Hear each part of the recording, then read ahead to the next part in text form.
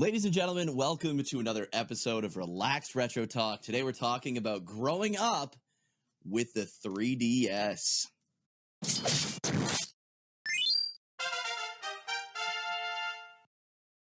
We both grew up with the 3DS. I don't know if we call it growing up, but we were pretty much grown up. I don't even know, what year did this beast come out? This one came out in 2011. These are the XLs. These are the big boys. Yeah, these are we were late adopters of the 3DS. The original 3DS released in Japan February 2011, and then March of 2011. It was discontinued in 2020.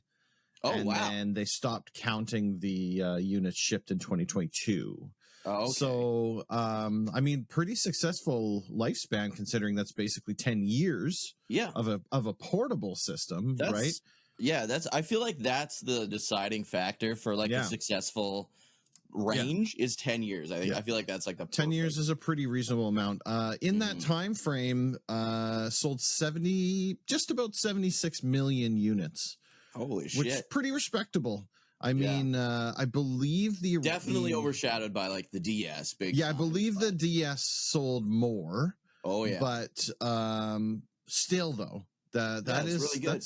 That's significant. That's a fair amount. I feel like the 3DS is the best way to play your DS games too. Especially the XL. It had the backwards compatibility, right? Yeah. Look at the size of this screen. Yeah, it's freaking huge. It's a big boy.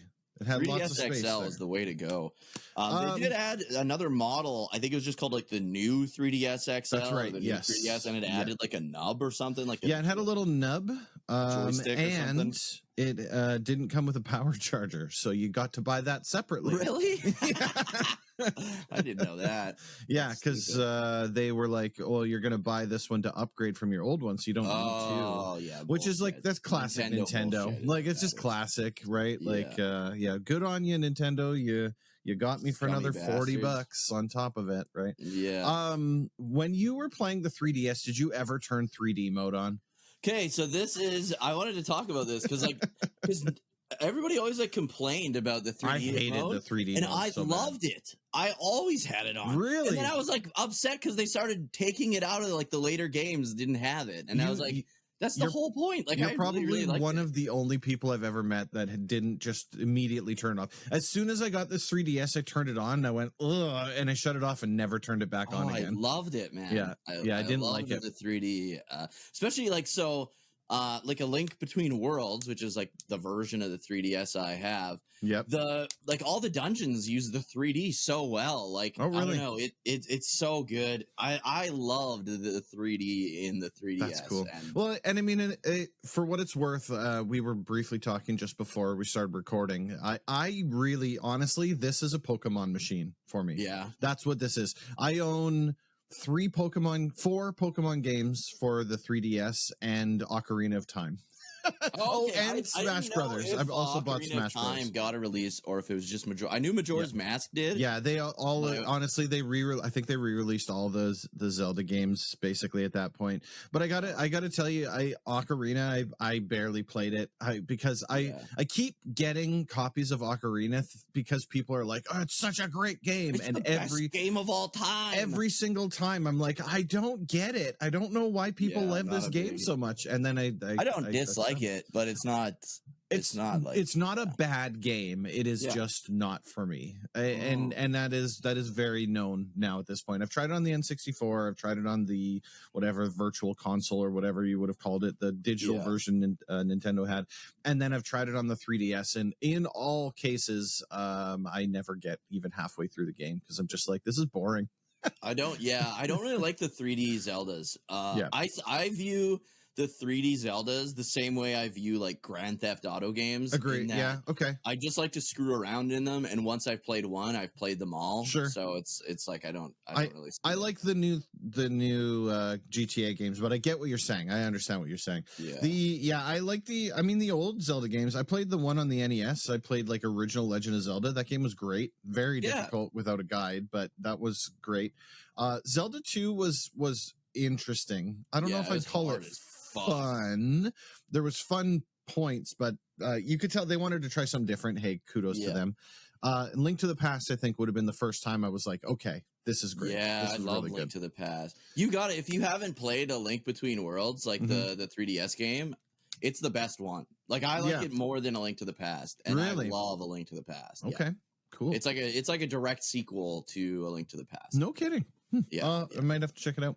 So yeah, so I mean, I had to ask because it's literally called the 3DS because it has the 3D built in, but I turned it off immediately.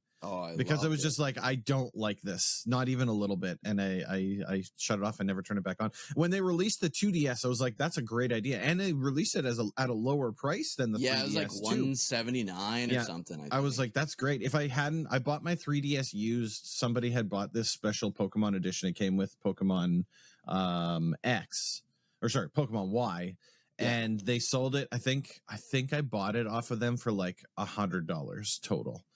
Which was like, that's good. Yeah, because I think they were like $300 here or something like that.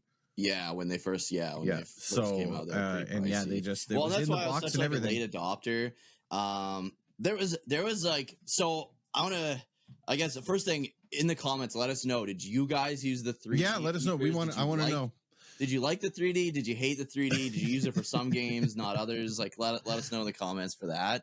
But I want to start off kind of talking about my first experience with the 3DS, like the first time I ever played it, long before I actually owned one. Okay. And it was, I can't remember if it was like a concert. It would have had to have been, because my buddy Kristen, who I usually only meet up with for like concerts, will like meet up in like Saskatoon, or I wonder if it was like Video Games Live or something, because I remember we were all staying in the same hotel, and then I was hanging out in like their hotel room. It was like Kristen and a couple other dudes, and two of them had 3DSs. And it was like either the week or the month the 3DS came out. So this was like my first time playing it. I could be wrong, but like Street Fighter 4 was out and Smash Brothers was out. And those, I don't know if they were launch titles. So if they weren't launch titles, it was when those were both out. That was my first time playing the new Smash Brothers, because I think the new Smash Brothers came out on there as well as was there a Smash Brothers on the Wii U or? Yep. It was just called Super Smash Brothers Wii U or something like that. Okay, because it was released on both the 3DS and the Wii U. That's right. I think, right. Yeah, and I have it on the 3DS. I actually have a copy of that. Oh, I do not. But that was the only time I ever played that generation of Smash Brothers was on the. Yeah, and if I'm not mistaken, you can actually connect your 3DS to the Wii U and play it from here. Really? Like against somebody on the Wii U? I think so. I might be misremembering, but I think that was part of the shtick as well. But I remember, playing. I don't even like Smash Bros, but I buy it on every console for some reason. Yeah, I play like it a little. I buy it on pretty much every console that I have, and then I play it a little bit, and then never play it again. Yeah, it's like the same. But I remember that was the first one I think that had Mega Man. So I was like playing as Mega Man, and he's like kind of weird. Like he's you can charge hard to play as. You can charge his Buster, and he does the sliding. Yeah, but he has like all the like I don't know, boss weapons and stuff, like special weapons, but they're like really kind of weird to play as. Jank. So I remember not really actually liking playing as him, but I was like looking forward to playing him because I'm a huge like Mega Man fan, right? So I was playing as Mega Man, and then somebody was playing as like Link or something like that, and it was cool because I got to actually play against somebody else because two people had ADS, right? That were both in the hotel room. So that was my first and only experience actually with that generation of Smash Brothers, and it was pretty good. And then Street Fighter 4 also, which looked really good, like surprisingly really good on a handheld, right? On the 3DS. 3DS was like kind of like really, really good graphically. Like it was very impressive. Yeah, because you look at the DS and you look at something like obviously you had like the Dragon Quest remakes, like Dragon Quest like 4, 5, and 6, that looked like kind of like almost Final Fantasy Tactics style, where it was like 2D sprites on top of like a very like rough 3D polygonal world. Right. And then you had like 2D only games, which looked pretty good on the DS, but even then were still fairly like pixelated. And then the 3D stuff was like pretty bad. Like you look at like Dragon Quest IX, for example, like it doesn't look really good on the DS unless you run it through like an emulator and enhance the shit out of it. But the 3DS, everything looked really, really it was good. really good. Yeah, like I would say almost like on par with the Wii U. And the Wii U was really sharp. Like the Wii U looked good. Yeah. The Wii U was behind the Xbox One and the PS4, but it did look very good for what it was, even though it was a terrible console. Yeah. But you had like almost, I would say, like maybe I'm making this up, but I feel like you had in between PS3 and PS4 graphics on the 3DS. Oh yeah, like, absolutely. It looked good. Yeah, and they were also at that point leaning into a lot of third-party titles too. So you got a lot of non-Nintendo games. Like you obviously had the Nintendo games, but you had a lot of non-Nintendo games. If I look at like all my games, I have way more NES games than I do any other Nintendo console. Right. Handheld wise, though, I'd say DS and 3DS for sure. Yeah, I think I would say their DS was probably their best handheld. In my opinion, the DSi, not the original DS, the DSi, or even the larger. Did they do DSi XL? I can't remember. Yeah, I don't know. But the DS, you could play the DS Lite. Sorry, you could play. You could play all your GBA and your DS games. Yeah, those. I really wish. I feel like if they would have added a GBA slot to the that would have been a no-brainer to the 3DS, but they didn't want to. The Nintendoisms, right? The 3DS is also the one that they released at $250 American, and then 6 months later dropped the price to $169 because nobody was buying. Was buying it. So if only people would still have that same kind of holdback. Yeah, on the Switch 2, we might actually get an affordable Switch 2 console. So I mean, all intents and purposes, I would say very successful. The 3DS also had the eShop on it too, so you're buying digital games on this thing. In addition, which that was kind of cool until they shut the service down. And killed everything with it, including the Pokemon Bank, which was super cool. And that was awesome. The Pokemon Bank was great. And then they were like, wait a second, we're not making all the money we can out of this. And they changed it to Pokemon Home with a monthly subscription so that I remember that. Convert everything. And then like your Pokemon were locked in there unless you resubbed. Well, kind of, sort of. So the way that I understand Pokemon Home to work is it's the same. Bank did the same thing, right? Where you upload your stuff in there, they stay in stasis, but you cannot retrieve them without reactivating your subscription. Yeah, which makes sense because you get one page for free or something like that. And then all the rest of them, whatever else you got in there, it's all locked. It's infinite, Yeah. So, I mean, if you're playing Pokemon, it makes sense to have that in there. It was like a yearly subscription, too. Yeah, and it's not bad. I think it's like $25 or something like that. I mean, it's bad because it shouldn't cost anything. But in comparison to other subscriptions, it's really not that bad if you're going to get that kind of use out of it. But the problem is now with that happening, if you didn't get Pokemon Home downloaded onto your 3DS before the store closed, you have no, let's just say legal way. You have no legal way of transferring your Pokemon Red all the way up to Pokemon Violet, Scarlet, right? Where you could do that now. I will say, like, the bank, despite it like ending up like costing like money and stuff, was a way better way to transfer your Pokemon up. Because I remember they all had like these shitty mini games, or you had to go like one at a time. Oh, really? Yeah. So even like going from it was like Emerald or whatever to like Soul Silver. Okay. You had to play, I don't know which ones. I'm just sure. But I remember there was like this stupid archery game where you could see the bush wiggle and you had to like shoot all the bushes. Oh, really? And you could only catch like 6 Pokemon at a time from your previous game. That's crazy. So you had to, I remember staying up all night one night playing these shitty mini games just to transfer all my Pokemon up to like I didn't transfer anything non 3DS into home, so I have no clue, right? Like all my I've been transferring stuff, since like the beginning, and they all had these like shitty mini games, and it was like a selling feature was like, oh, now you can transfer 6 at a time, because before it was like a Pokemon trade, you can only transfer 1 at a time, and it's a fucking nightmare. That's terrible. And then they're like, yeah, you can transfer 6 at a time if you play this ridiculously shitty minigame for hours at a time. I will say the system the way it is now is actually quite, because it's all 1-to-1, so it's like you want to transfer this page into your page in your game, you literally highlight all and send it off, and the way it goes.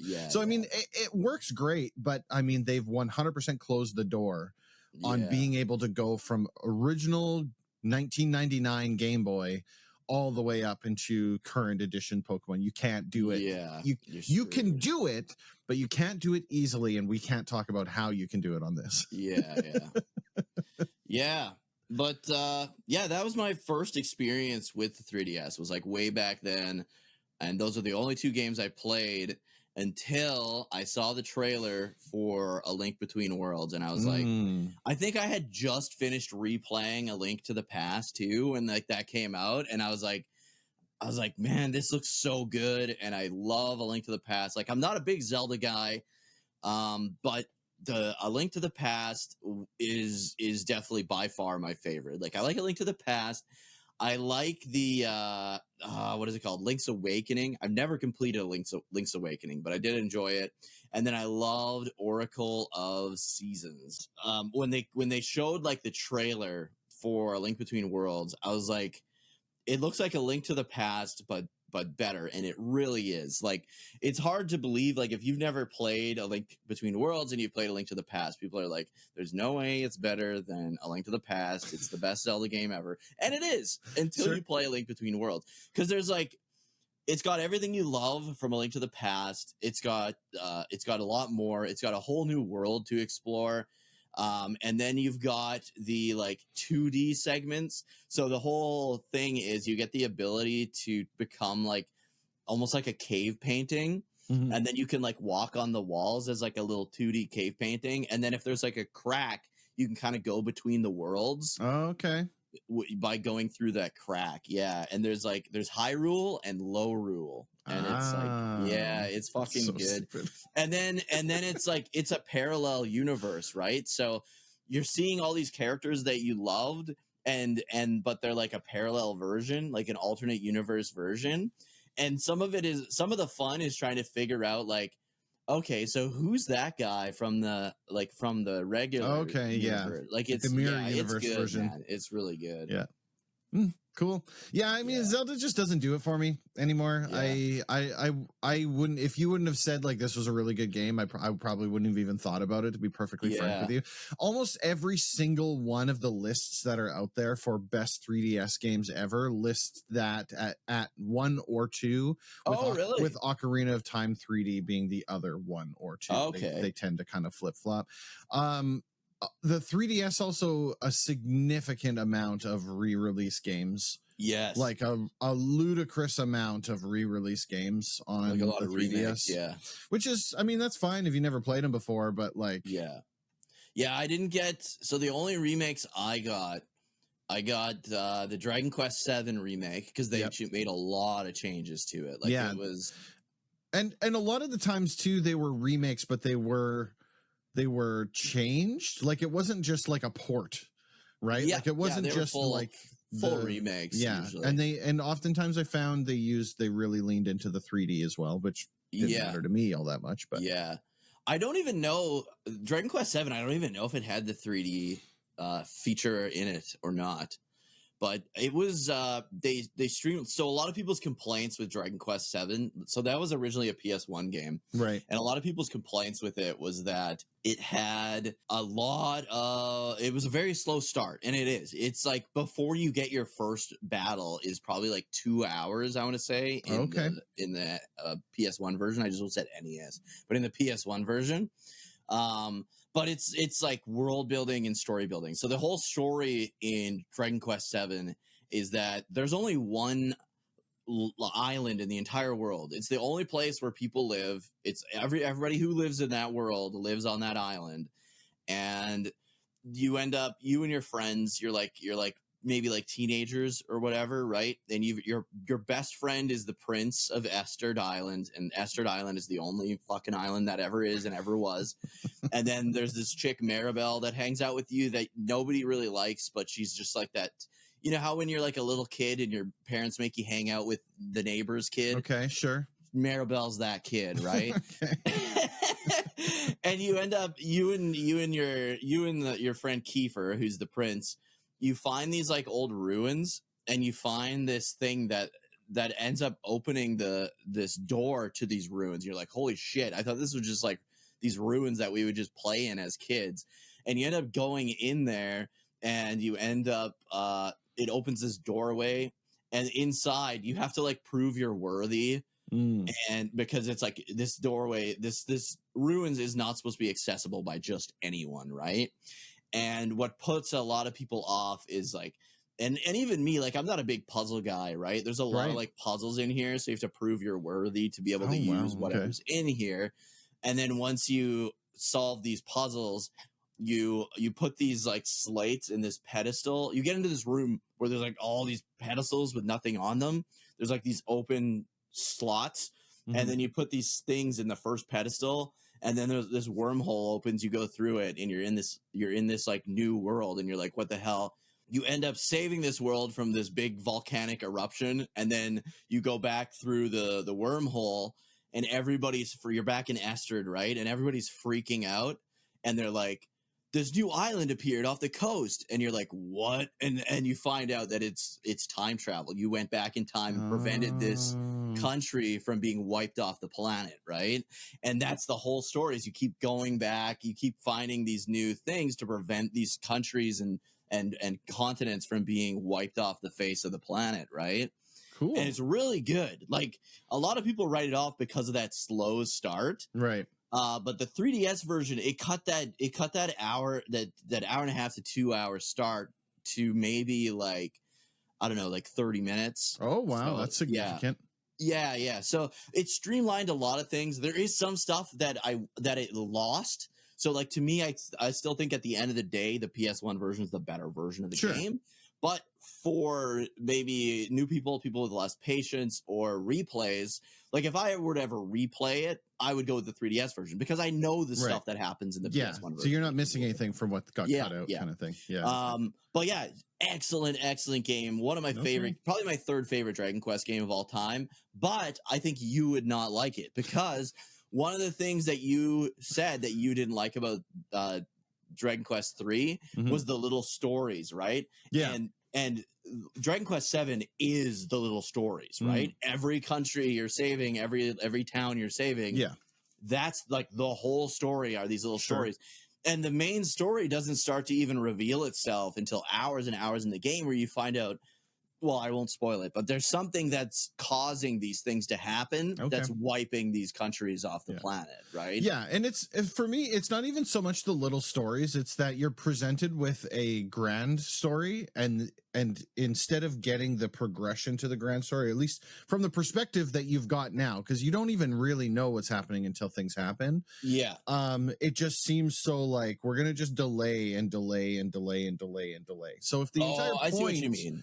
Of the story is like, we need to explore this next place to fix the problems that are there, then that's not a big deal to me, because that's now what we're doing. But if the role, like in Dragon Quest 3, it's I got to go save my dad, or I got to go find out what happened to my dad, and now I'm running around trying to find Pepper to switch for a ship. Like it just feels like just give me the ship and let me find out what the hell's going on with my dad. Yeah, I see. Because you're presented with this at the start. Exactly. Right, already, yeah. Right? If that wasn't the case, and instead it was like, you need to travel the lands to learn about what happened to you. We don't know. Nobody knows. He just disappeared. So you're gonna have to go learn about things. Right. That changes. I mean, I've just made that's a terrible game. Don't make that game. No, but I understand. I understand where you're coming from now. Yeah. Whereas, Dragon Quest VII, you're like, it's the mystery behind it all. Yeah. See, in my opinion, that changes the scope of things. The outlook. Yeah. Right from the get-go.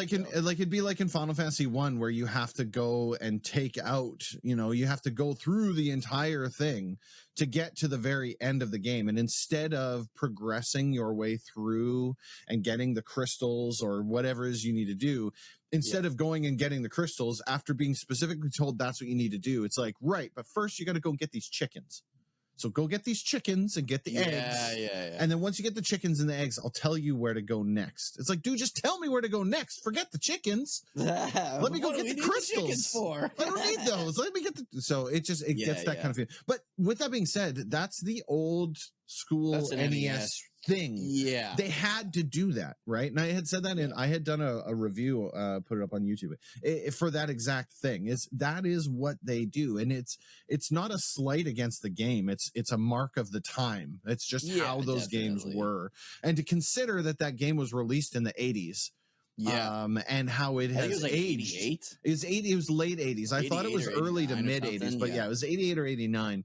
Considering that it's basically been out for just about 40 years now, right? Yeah. And it has aged incredibly well. I think that's a testament to the game itself, let alone the limitations of the technology at the time. That's basically it, right? Absolutely. So. But yeah, dude. Yeah, Dragon Quest VII. You guys got to check it out. Like, there was a lot of really good RPGs on the 3DS. Yeah, right? There's a lot. There's a lot of like ones too that like there's one. It's called. Hold on, I have it on here. It's not Beyond. I want to say Beyond Oasis, but I think that's a Genesis game. Okay, it's something Oasis here. Hold on, I'll fire this bitch up. In the meantime, Dragon Quest VIII also got a remake. Which I never played. I've still never played the 3DS remake of Dragon Quest. Was it Ever Oasis? Ever Oasis. That's the one. Oasis. Yep. Okay. Yeah. Never played it. Oh man, I just fired it up. I got Fantasy Zone 2 Double, and it's another thing that the 3DS did with the digital store is they remade a lot of like the classic, especially Sega did this a lot. They remade a lot of the classic like arcade games. Oh, okay. Like 3D'd them, so like you could play like Outrun, like classic arcade Outrun, but with the 3D features. And again, effect. I'm probably the only person that likes the 3D features. It's crazy to me that you like the 3D so much. Love it. I love it. So right now I fired it up, and just on the title, because it has like the menu, right? Like the home menu. Yeah. And it says 3D Fantasy Zone 2 Double. And the title's sticking out from the console about this far. And I can see Opa Opa like circling around in 3D in the back. Like, oh, I love it so much. But yeah, dude, definitely to your point, a shitload of fucking remakes. Like even stuff that didn't come over here. Like they remade Dragon Quest Monsters 1 and 2 on the 3DS. It never came over here. They were both really, really good. Dragon Quest Monsters 2 on the 3DS. They've both been fan translated. Check them out if you have the means to either emulate, or if you have a hacked 3DS like I do, and you can play them that way. But for homebrew purposes, so good, only. dude. It's like one of the best. Like comparing the original to the remake, Dragon Quest Monsters 2 remake is one of the best remakes of all time. No kidding. Like it's so good. Well, and like speaking of remade games re-released on the 3DS, they put Xenoblade Chronicles on the 3DS. Right, the original. But it was hard locked to the new 3DS system only. Oh, because you needed the nub. You needed camera movement, and it had it had more power. The new 3DS had a new CPU or something like that in it. Oh, so it was a little bit more powerful. But what a pain, because if you wanted to play that game, you had to buy a new 3DS. Yeah, that is shitty. And that's just sucked. I thought that kind of sucked. I get it, but in the same token, and it's, from what I understand, it's gorgeous. Like it looks very good on the 3DS. Yeah. But that's unfortunate. Mario Kart in the Wii. Mario Kart 7 was on the 3DS. I did have that too, which was fun, but it's Mario Kart. It's kind of is what it is. And I had one other game, and now I can't think of it for some reason. So I know they did Majora's Mask, and that was so when they did Majora's Mask and Ocarina of Time. Mm-hmm. That was like, I'm definitely one of those guys that for the most part I don't buy remakes. And that's why, like, I still don't have Dragon Quest VIII, because I already had Dragon Quest VIII on the PS2, and I think the PS2 is probably still the better version, but I don't know because I haven't played the 3DS one. Sure. Yeah, Mario 3D Land is the other game that I got, and I hated it. Is that the one with the kitty? No, that one is just I think it's just your basic run-of-the-mill platformer, but you had to use the 3D mode. And it makes sense. It's called 3D Land. Okay, this is a me problem, but I got to tell you, man, I just didn't like it. It showcased the 3D on the system, but I didn't like it. It's not for me, and yeah, I don't know. It was okay. Didn't they do a Star Fox on the 3DS? Well, they re-released Star Fox 64. Oh, but the 3D version, they did it with a couple 64 games, if I remember. Yeah, correctly. A lot of N64 games got re-released. On the 3DS. There's quite a bit. I wanted to talk about the unit itself because we talked on the PSP. We talked about the joystick, right? Yeah, I love the joystick on the 3DS. Yeah, this is way better than the significantly better. Like this joystick is super, super handy. I can see you in the reflection of my thing. But the one downside with this is that it hurt my hands after a while, and it did this. Right, you see this? Yeah, it had the screen flop, and you had to lock it up like this, and it was less bad. But you couldn't do the 3D. Yeah, the 3D didn't work properly if you locked it up. So what I ended up doing was I went onto Amazon, and for about $15, I think, I got this little silicone sleeve that goes over top of it, and it created like grips like this. And so the whole 3DS would slip into this little silicone thing, and it would have like handles, like little grips that your hand then would go out like this. And it would feel so much better in your hands, and it actually held the screen so that it didn't stabilize it a little bit better. Yeah, it is weird that there's, and it's not back. It's like an up. It's like a no, and I think it does that. It's got to be intentional, right? Like it's got to do that intentionally. Maybe if you're like riding the bus or something, it lets it stabilize out or something. I have no clue, but I mean, I wanted to say about the joystick because I thought the joystick was super, super well done. Yeah, it was a good nub. And you also had the built-in stylus still, which was really cool, but they got rid of that for the Switch. So the Switch didn't have any stylus. They had it for the DS and the 3DS, but they didn't have it for the Switch anymore. So, which, I mean, to be perfectly frank, I wasn't using the stylus. I was tapping with my finger. Yeah, but your screen gets so gross when you do that, right? So I don't know. I'm a stylus I played, fan. like, it was just like a button you would press on the screen. Like I don't think I played any games. Actually, you know what? I did play with the stylus? Fucking Yokai Watch. That game was fun as hell, dude. It was very weird. It was like, have you played it or anything? No. So I do remember you talking about it though, if I'm not mistaken. So Yokai Watch is another kind of like monster tamer type of game. It was very different though. The way that it worked was really good because all the yokai in like Japanese mythology, the yokai can be blamed for a lot of things, right? So like, oh, my dad's being being a dick. He's going to work and obsessed with work. Well, there's like a yokai associated with greed, right? So you could say oh, he's being kind of like controlled by this yokai. And like that's how the story of the game would play out. Sure, okay. So you'd like go around the whole game, the first game anyways. I haven't played the second or anything, but the first game for the most part takes place in like one town. And I think you go to the city at the end of the game, but for the most part it's in one town. And you just walk around town and you get what's called a Yokai Watch.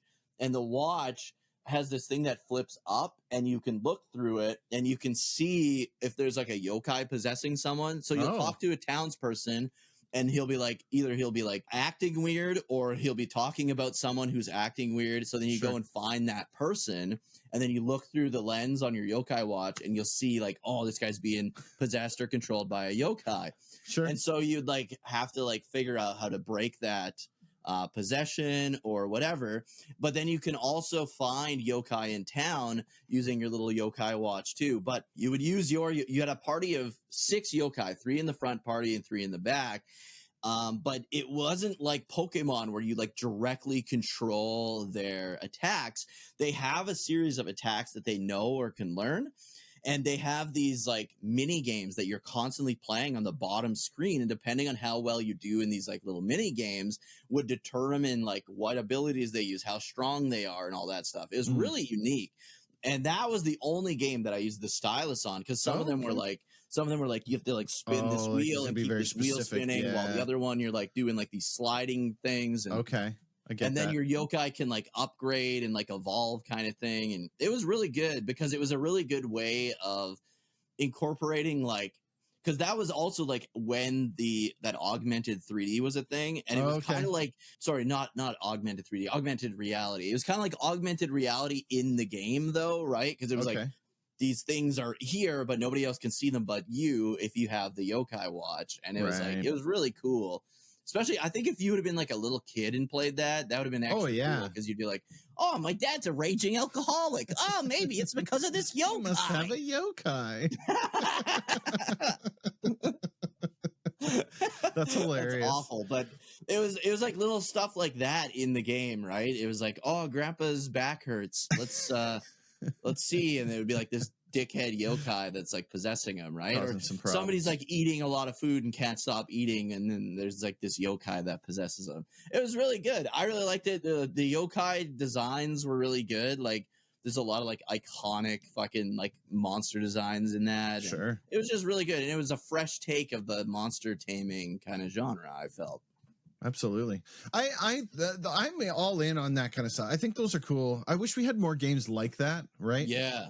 Where people took a bit of a risk. The game world is just so safe and padded right now. A lot of copy and paste, Yeah, it is, right? But the 3DS had Face Raiders on it. I don't know if you played Face Raiders. It's just was a lot of the things that were built in. Street Pass was in there. We're still doing the Mii Maker things. It's just like different things that you could do, the system that weren't games, basically, right? Oh yeah, okay. The other thing was this system, since it was connected to the internet, you could watch Netflix on your 3DS, which wasn't an option before. Oh, you could download demos and watch trailers of games too, like off the official Nintendo like store that was like built in. I remember getting a lot of demos on it, because you couldn't really get demos on any of the other. No, completely different, right? So you've got the virtual console sitting on there, which was cool, and then the obviously the physical things. They did do backwards compatible to the original DS, which I thought was nice. It is very cool when the systems allow you to use a previous gen, but I think you were right. It would have been really nice if they would have put the GBA port in the bottom, because then that would have meant that you would have been able to play DS, 3DS, Game Boy Advance, and original Game Boy games all on one system. But now that you mention it, the virtual console let you play Game Boy games. It did, Game Boy Color. Yeah, you had to buy them. Because I remember though. I had I don't know if I still have it on here, but I had Pokemon Blue and Yellow on this bad boy. Yeah, no, I mean they were there. It's just annoying you had to rebuy them again. Yeah. Right? And it's like $5, I get it. But in the same token, no way. It's like right? Like the menu in the 3DS I thought was really cool. It very much shared the same kind of Wii U menu interface that they've been using. I actually prefer that over the Switch menu, to be honest. Yeah. You get more things on screen. Well, like you can make it bigger and smaller, right? Like you could accordion it if you wanted to, kind of thing, right? Yeah. The other thing is that they bring. It wasn't only 3D from a visual point of view; it was 3D sound. It had the spatial sound as well. Oh, really? I didn't even know. So depending on where you held the 3DS compared to your face, I especially noticed it when I was laying down on a couch and playing here, when I had something behind me that was like solid, because it literally sounded like surround sound, which was really cool. Yeah. So that was really neat. And the last thing I wanted to mention about this too was that it had an internet browser. And so what was going on when kids were playing Pokemon at night. A lot of 3D pornography. So I mean, a solid all around system. I'm really happy with the 3DS. I thought this was actually going to be the last portable Nintendo unit I was going to own after the Wii U, but the Switch was really good as well. but they kind of saw Pokemon. success again with this, and then they were like, why don't we just make, because their consoles were failing pretty bad. Like, the Wii U is not doing good. It was doing quite bad. Even the GameCube did bad, right? Like, I remember buying the GameCube, being able to buy a GameCube for $50. Yeah, the GameCube did bad, but it didn't do Wii U bad. No, exactly. Yeah. Right? Like, but it was always like, you had the NES, and then maybe the Super NES maybe outsold the NES. Yeah. And then ever since then, it was like always a step worse, always a step worse. Oh, you know what I mean? Yeah. And like, so I mean, it definitely didn't do great. It sold 21 million units, right? Which is not a lot. That is compared to, yeah. So the Wii shipped 101, which obviously, right. I guess the Wii was the Wii was in between. You know what? The GameCube sold less than the Wii U. I didn't see that coming. Yeah, dude. The GameCube, they were literally. No, never mind. Nope, my bad. 21.74 on the GameCube, and 13.5 on the Wii U. Wow, dude. 13.5, and then at the same time, so the GameCube is competing against the Xbox 360 and the PS3. Well, the Xbox GameCube was PS2 and original Xbox. Oh, my bad. Yeah, my bad. So the original Xbox, sorry, I got them mixed up, is the Wii that was competing against the Xbox 360. Yeah. The original Xbox sold 24 million, which is pretty damn respectable considering it was a first gen console. Yeah. But I mean, when you're going up against the PS2, man, like PS2 is still the best selling 160.63 million units sold. I think it's been trumped by the Switch now, has it not? No, it hasn't. It's 8 million. The Switch is still 8 million behind or something like that. Like, it's close. 153. So they're very close. Yeah, 7 million off from selling. But 160 million units shipped of the PS2, and then when you get to the next generation, if we skip past the Wii and we go to where the Wii U is, the Xbox One and the PS4. Yeah. Right. The Xbox One's selling about 58 million units. Right. The PlayStation 4 selling approximately 113 million units. Holy crap. Compared to, again, when we look at the Wii U at 13 million units. Yeah. Yeah, brutal. That's hard. They had to, and I agree with that. The Wii U was horrible. Yeah. Honestly, it is I was ready to 100% write off Nintendo at that point. I was not going to buy the Switch. I was like, here we go, another gimmick. I'm not giving Nintendo another dollar of my money because they clearly have lost the plot. The Switch was great, but then here we go again with the Switch 2. So yeah, exactly. Who knows where we're going next? We're back to the Nintendo drawing board. But the 3DS, I would say, as if you didn't have any other handhelds, I feel like for Pokemon, the 3DS. This is what I would do. Yeah. You've got the golden age of Pokemon games. You got Soul Silver, you got Heart Gold, Soul Silver, right? You got all the DS. You got all the DS games. Pokemon Platinum. You've got White and Black, even though you don't like them. White and Black, you don't like them, but a lot of people do. I forgot. I actually forget about them. I don't like them so much. A lot of people like White and Black. I've still never played it before, but yeah, that one's on there too. And then when you get to the 3DS, you've got XY, Alpha, Omega, Sapphire, Ruby, and so good. That's really another one. I would say Alpha and Sapphire, or Alpha and Omega is like a top 3 remake because very good. I didn't even like Gen 3. No kidding. And I love Alpha and Omega. Yeah, Alpha Sapphire was a very fun play. I quite enjoyed it. And then Sun Moon, and then Ultra Sun Moon. Although I think if I was just jumping in, I would go straight to Ultra Sun Moon. I don't think there's any reason to play original Sun Moon, is there? I've never played. So Sun and Moon is like my second favorite Pokemon game after Soul Silver. Yeah. But I've still never played Ultra Sun and Ultra Moon. It was weird. Like, I mean, I have both. I've got Sun and Ultra Sun. I think, is this regulars? No, this is Ultra Sun that I've got literally in the system right now. The thing is, the only difference was there was a little bit of story change. There's some like timey-wimey stuff that's going on. Oh, okay. And then at the end of the game, not really any spoilers, truly. At the end of the game, after you do all the stuff, the post game in this is collecting all of the legendary Pokemon, all of them.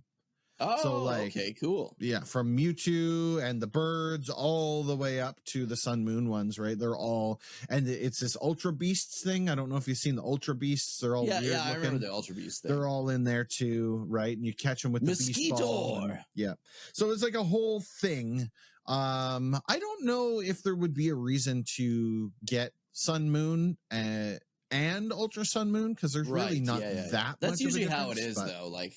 Yeah. Is there a point to play Silver if you could play Crystal? You know what I mean? Yeah, I mean, it's just one of those things. But with that being said, they were incredibly fun. I honestly, this thing is a Pokemon machine for me, right? Yeah. Like, that is why I have this system, is literally play Pokemon.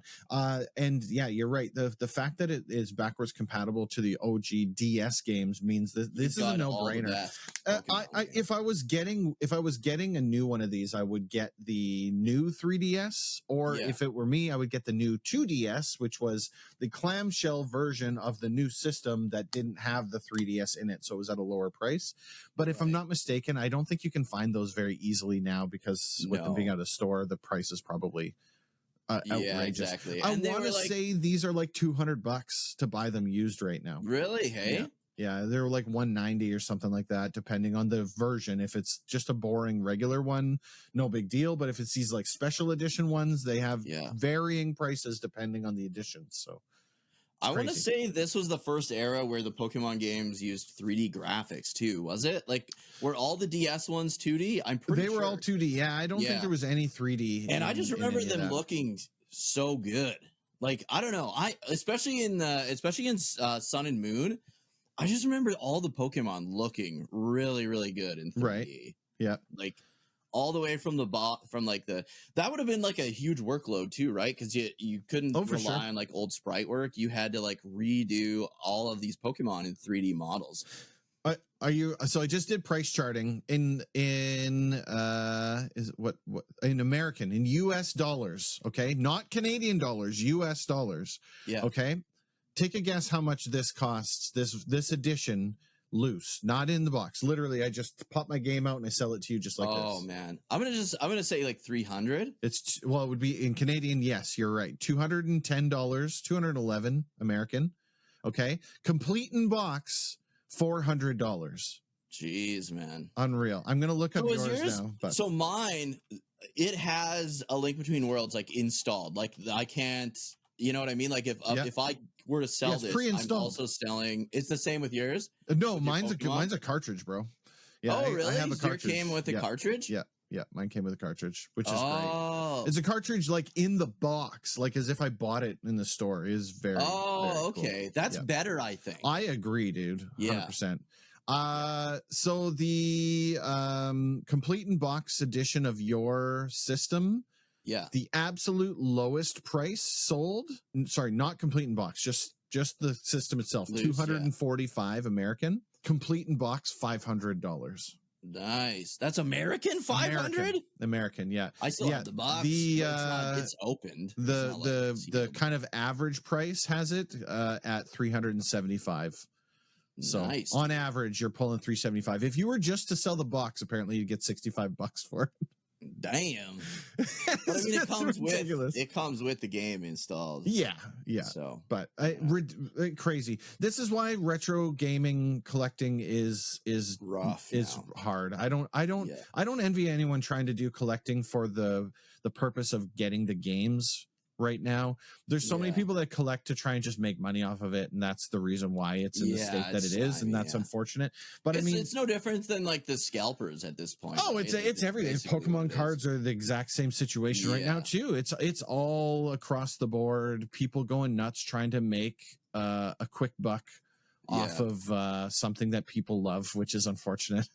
And the thing is, though, like with emulation, I know right now 3DS is a hard one to emulate now because Nintendo shut down like Citra and all that. Mm-hmm. But and I don't know what there is for emulation on 3DS. I have no clue. I know I still have Citra on my PC.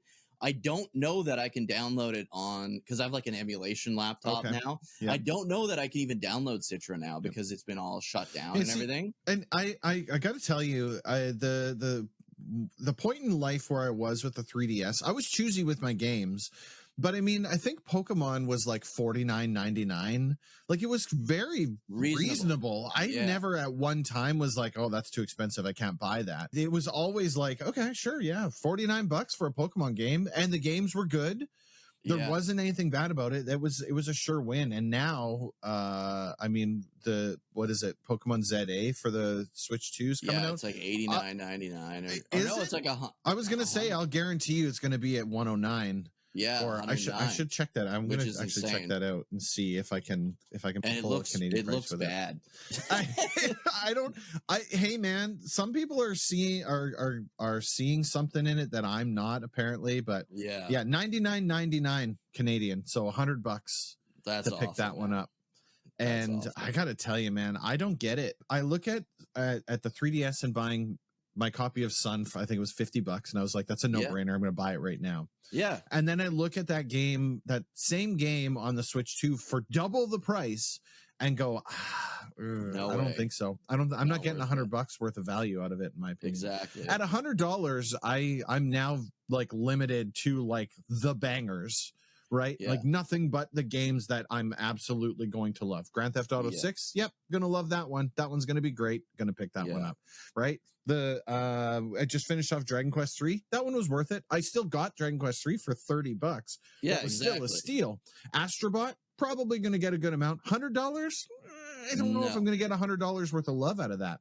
No. And so now my brain's going to start thinking about that every single time I see one of these games.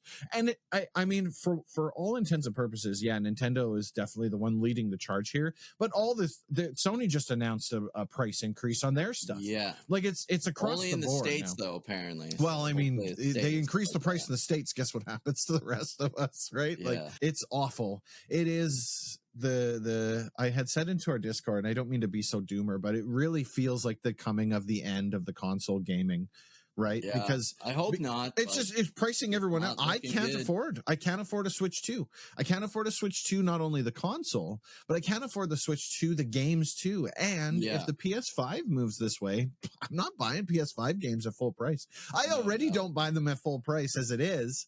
Right. Yeah. But I mean, I'm especially not, I can't buy $100 games. That's just not going to happen. That's insane. Right. So I mean, the benefit with the PS5 insane. Is they do the constant sales. So if you wait long enough, you'll just get it for low price. But that means I won't be buying at launch, which then means the companies are going to see lower purchases, right? Yeah. And so they see lower sales and they go, oh, the Gundam game didn't do very well, we're not going to sell it anymore. Boom, done. Right? We're not going to make them in the West or exactly whatever, right?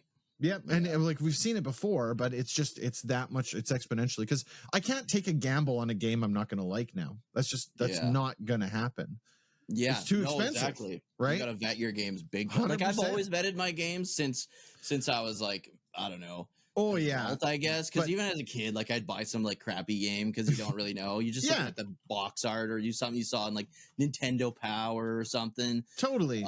And Nintendo Power was nothing but like, oh yeah, all these games are great, right? Because they just wanted you to buy more Nintendo games. Yeah. But yeah, it's getting worse, is what it is. But it's just you got to vet them even more, even harder. One thing I did want to mention, like, beyond the 3DS talk, is we've got from September all the way to the end of October, there are some fucking banging JRPGs coming out. And like some of them are like remakes, some of them are remasters, and some of them are like brand new games. And I honestly feel like this is going to be bad because you've got like maybe 7 or 8 top-notch JRPGs that could all be my favorite game of the year. Yeah. And their sales are going to hurt big time. They're going to hurt. Absolutely. Because you can't buy them all. No. Well, sorry, I shouldn't say that. I can't buy most people, 99% of people, like, can't. I can't. And so, and I'm doing the same thing right now, right? Like, I picked up, I've been on a heavy JRPG spree. So I picked up Dragon Quest 3. I picked up Visions of Mana. I picked up Suikoden 1 and 2. right? Yeah. Lunar, I picked up Expedition 33. Yeah. Right. I've grabbed all of these games. Expedition 33 was by and large the most expensive one, but even then it was just on sale in the PlayStation Store. I got it for $55 or something like that. Yeah, you can get it for like $59. So I grabbed that. Visions of Mana I grabbed for 30. Yeah, I grabbed same. Suikoden I grabbed for 29, which is basically still 30. Yeah. And then Dragon Quest 3 I think it was 39. Yeah. Right? So I mean every single one of these games. Well? What's that?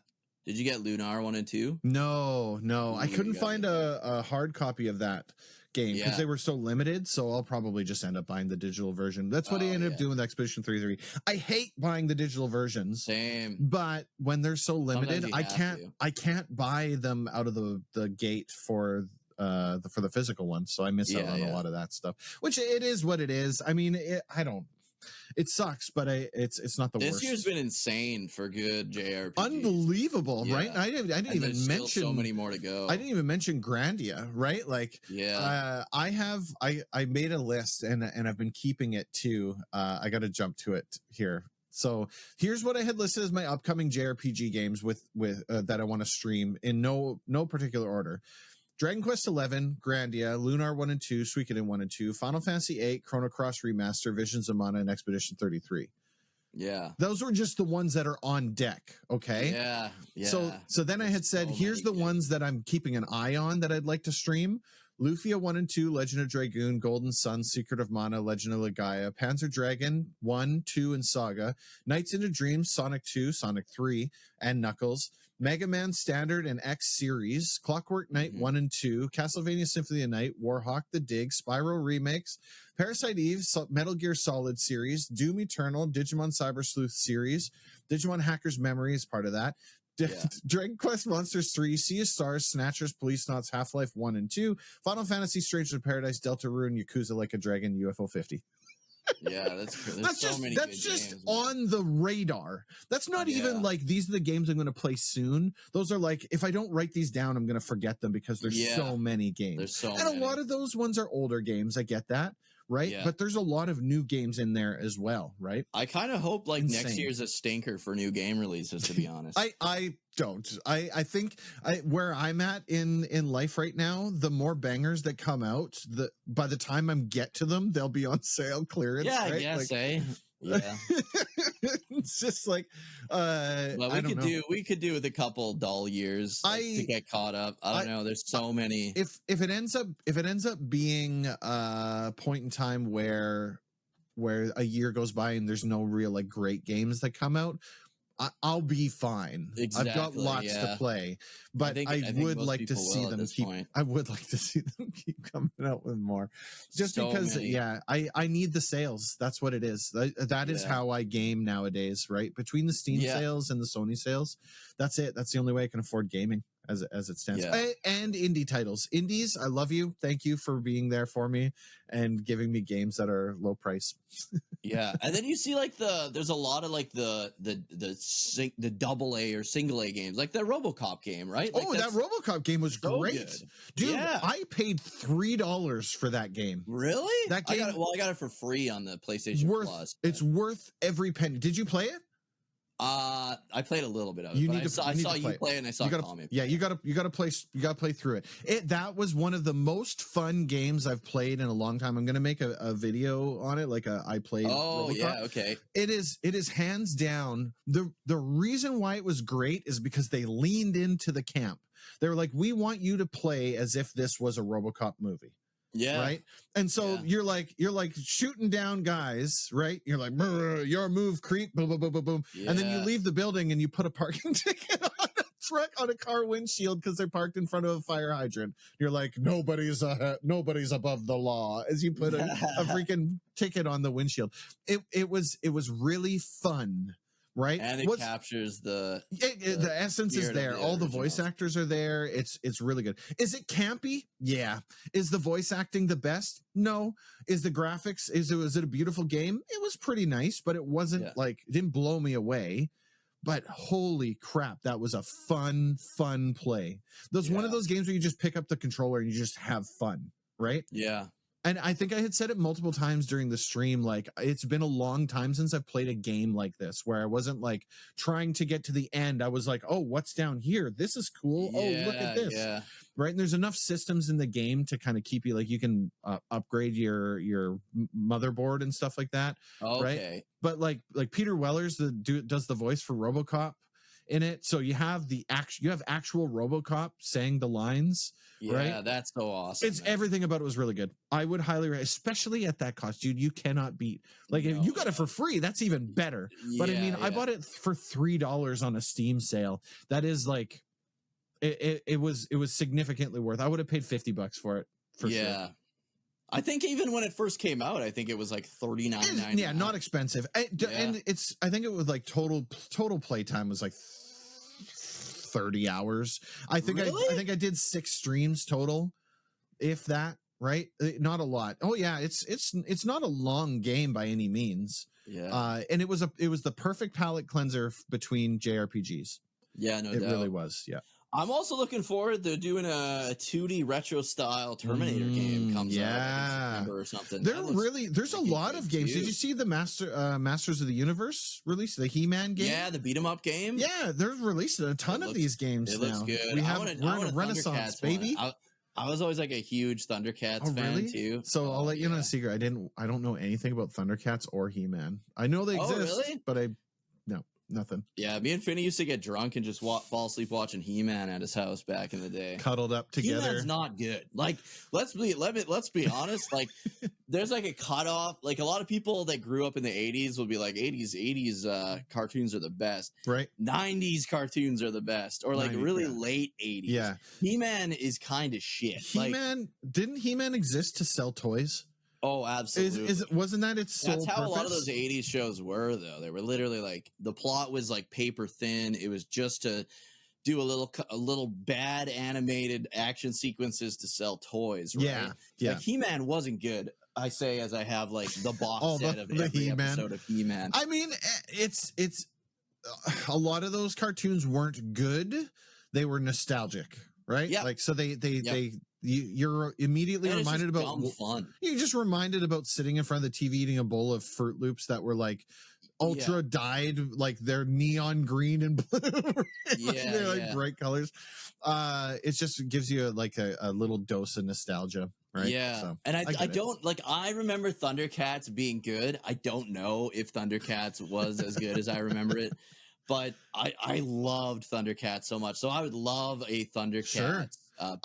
I say bring him on. I love this resurgence of like beat 'em ups that we're getting, right? Yeah. When we played through Rita's Revenge, and that was a lot of fun. It was hard, but that was a lot of fun, difficult. Right? Like, bring them on. The more of these, the better, in my opinion. Keep them coming. They're great. Yeah, I'll probably play the He-Man one, even though I don't know anything. Yeah, same. It looks like a lot of fun.